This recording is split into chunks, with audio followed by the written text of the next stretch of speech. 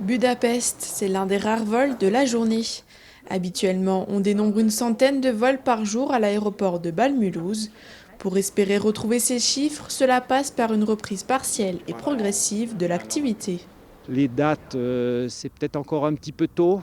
Il y a des facteurs importants qui sont des décisions des pays. La Suisse, la France, tout l'espace Schengen, là, qui sont ces jours-ci en cours de discussion très intense pour voir comment l'ensemble du dispositif va réouvrir. L'ouverture des frontières est aussi un élément important.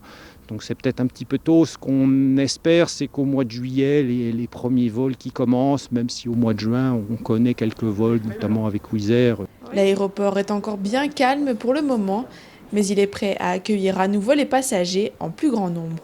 On souhaite que nos passagers aient confiance pour revenir ici dans l'aéroport. Alors la confiance, ça passe dans l'aéroport comme on gère des flux par des mesures simples qu'on connaît dans la vie quotidienne. Le port du masque va être obligatoire. La deuxième chose, c'est la distanciation. On a fait du marquage, on a fait des tests pour bien caler les choses et que ça se passe au mieux.